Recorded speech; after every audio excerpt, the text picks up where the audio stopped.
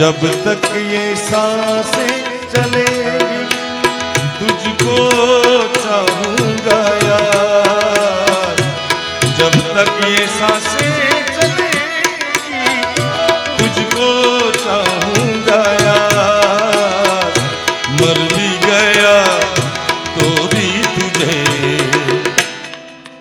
करूंगा मैं प्यार, मर भी गया तो भी तुझे करूंगा मैं प्यार। ओ, जब तक ये सांसें चलेंगी, जब तक ये सांसें चलेंगी, ओ जब तक ये सांसें चलेंगी तुझको चाहूंगा यार, मर भी गया तो भी तुझे करूंगा मैं प्यार, मर भी गया तो भी तुझे करूंगा मैं।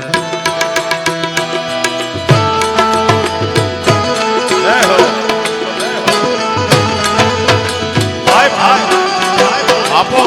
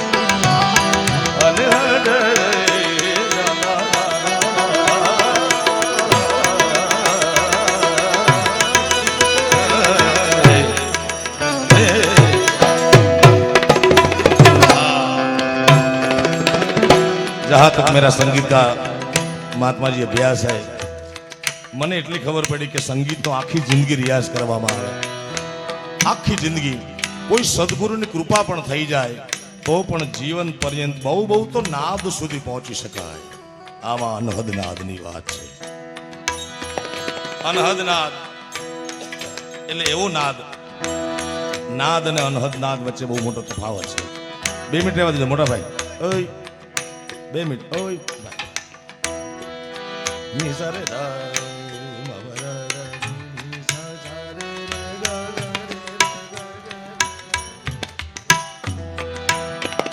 કોઈ પણ વસ્તુ આ બધા સંગીતકારો બેઠા છે ત્યારે થ્રો કરવામાં આવે, ઘર્ષણ થાય તો જ પેદા થાય, એનું નામ નાદ છે. સંગીત જેમાંથી ઉત્પન્ન થયું એ નાદ છે. કાને વગાડવામાં આવે, કાં ઘસવામાં આવે, કાં વોકલ કોડમાં એર ભરવામાં આવે. આ વોકલ કોડ છે ને એમાં શ્વાસ જાય. सांसों की माला पे सिमरू में टीका,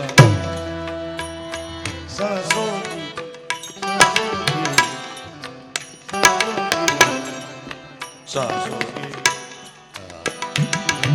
પણ અનહદ નાદ એવી વાત છે કે જેને ઉત્પન્ન હવાથી નથી થતું, ઘર્ષણથી નથી થતું, થ્રોથી નથી થતું. આખા દુનિયાની સાયન્સની એક સંસ્થા છે જેનું નામ છે નાસા, અમેરિકાની કંપની. આ પૃથ્વીનો ગોળો છે. અમારા તખતદાન અલગારી કહે છે કે આવું એક બ્રહ્માંડ નહીં, આવા 14 બ્રહ્માંડ છે બીજા. હા, અને 14 બ્રહ્માંડમાં પૃથ્વીનો ગોળો જે આપોઆપ ફરે છે, જેનો સાઉન્ડ એ લોકોએ રેકોર્ડ કર્યો નાસા વાળાએ, તો એનું સાઉન્ડ આવે છે ઓમ. પૃથ્વીનો ગોળો જે ફરે છે એનું નાદ છે ઓમ, અને અનહદ નાદ દેવનો દેવ મહાદેવ સિવાય કોઈ જગાવી શકે નહીં. શિવ શિવ શિવ શિવ શિવ શિવ શિવ શિવ આદિ અનંત શિવ. હિન્દુ સંસ્કૃતિમાં સનાતન ધર્મમાં 33 કોટી દેવતા છે. કોઈ રામને ભજે, કોઈ શ્યામને ભજે, કોઈ ઘનશ્યામને ભજે, કોઈ શિવને, કોઈ જલારામ, સ્વામિનારાયણ, માતાજી. બહુ જ વિશાળ પંથ છે આપણો, બહુ વિશાળ છે, જેને જે ભજવો એ ભજે. લેકિન સંપ્રદાયો અંદર અંદર એવું કર્યું છે કે આણે આનું નામ ન લેવું, આણે આનું નામ ન લેવું. બે મહાન અવતાર થઈ ગયા પરમાત્મા. વિષ્ણુ ભગવાનના 24 અવતાર થયા. જય જય મીન, વરાહ, કમંડર, હરબલી, વામન, પરશુરામ, રઘુબીર, કૃષ્ણ, કીર્તિ, જગપાવન, બુદ્ધ, કલંકી, વ્યાસ, પ્રતુ, હરિ, હંસ, મનંતર. આવા 24 અવતાર પરમાત્માએ લીધા વિષ્ણુ ભગવાને. એમાં સૌથી વધુ ગવાણા હોય કે તો પૂજાણા હોય તો એક રામ અને કૃષ્ણ. બરોબર, સનાતન ધર્મના. સીટી નહીં મારતા ભાઈ, સીટી મારવાનું ઠેકાણું નથી. મારા બાપ, મારા ભગવાન કહું તમને. અને ભગવાનને કહું તો ભગવાનને ખબર હોય છે ને, ભગવાનથી સીટી ન મરાય, હે ને. તમને મજા કરાવવા માટે જ હું ને જિગ્નેશભાઈ આવ્યા છે, પણ આ મહાત્માજી બિરાજમાન છે તો એકાદી વાત તો એ અહીંથી લઈને જાય. નકર એમ થાય ગુજરાતમાં બધા આવા જ છે. હા, હું છે ને ખાલી અમદાવાદ નરોડાને પ્રેઝન્ટ નથી કરતો, આમની સામે મારું ગુજરાત, મારું ગૌરવવંતું ગુજરાત પ્રેઝન્ટ કરું છું યાર. એટલે સંપ્રદાયોમાં અંદર અંદર વિચારધારા બધાને મુબારક, બધાને પ્રણામ. પણ રામે શિવની સ્થાપના કરી છે. કૃષ્ણનો જન્મ થયો મથુરાની જેલમાં, નંદ બાવાના નેહડે આવ્યા. એ વાતની જાણ હિમાલયના ખોપરામાં બેઠેલા ભોળાનાથને થઈ અને જોગીનું સ્વરૂપ ધારણ કરીને દર્શન કરવા આવ્યા. સુરદાસજીનું ભજન તમને મારા ઉપર ભોળાનાથની પહેલી વહેલી કૃપા થઈ. જે ભજનથી મારું નાનકડું એવું નામ થયું એ છે નગર મેં જોગી આયા. તો એ ઘટના એ છે કે બાલકૃષ્ણ નગર મેં જોગી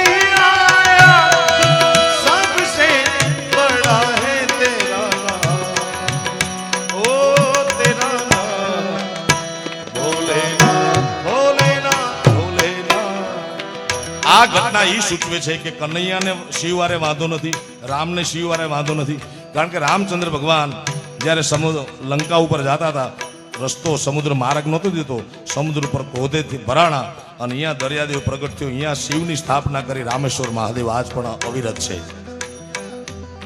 જોગી આવી ગયા નગરમાં. હજી વાર છે, મહાત્મા વહેલા આવી ગયા, હજી તો ખાલી વાત છે કઈ.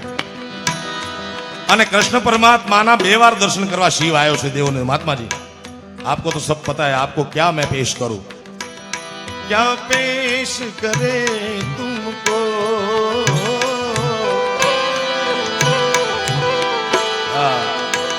क्या पेश करे तुमको, क्या चीज हमारी है, ये दिल भी तुम्हारा है, जा भी तुम्हारा. गा सकते अगर तो आपको मालूम है तो भैरवी कभी भी गा सकते हैं. ये दिल भी तुम्हारा है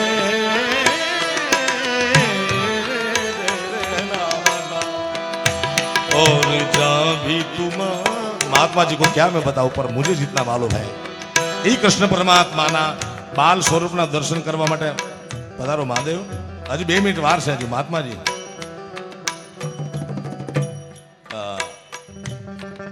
ધન્યવાદ શિવજી, તમારો ગણ શું બાપા એટલું યાદ રાખજો. કૃષ્ણ પરમાત્માનો જન્મ થયો, બાલ સ્વરૂપના દર્શન કરવા માટે પણ શિવ આવ્યા છે. અને કૃષ્ણ ને રાધા અને ગોપીઓનો રાસ જોવા માટે પણ શિવ ગોપી બનીને આવ્યા છે. એટલે દેવતાઓનો વાંધો નથી, વાંધો આપણે છે ભાઈ. એટલા માટે સાવ સનાતન સત્યવાદ દેવનો દેવ મહાદેવ જ્યારે બિરાજમાન છે ત્યારે અનહદ નાદ એવો જગાવી કે કનૈયો રાજી થાય, મુરલીધર મહારાજ રાજી થાય, શિવ રાજી થાય.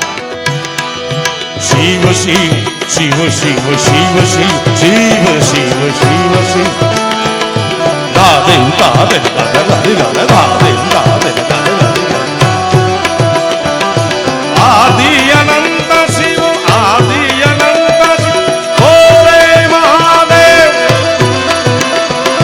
હર હર હર હર હર હર હર હર હર શંભુ ભોલેનાથ, શંભુ ભોલેનાથ, શંભુ ભોલેનાથ. ઘણાએ હાથ ઊંચા કર્યા, ઘણાએ હાથ ઊંચા ન કર્યા, લગભગ 90% કર્યા, કારણ કે આ કથાનો પ્રભાવ છે. મહાત્માજીના શ્રી મુખે આવું સુંદર મજાનું ભગવાનનું ભક્તવ્ય આપ સાંભળીશો, ભગવાનની કથા સાંભળો છો તો આટલો તો ફેર પડે. પણ મારે નાનકડી જાહેરાત એ કરવી છે કે સંસારમાં દુઃખ 3 જ પ્રકારના છે: આધિ, વ્યાધિ અને ઉપાધિ. આમાં બધું આવી જાય.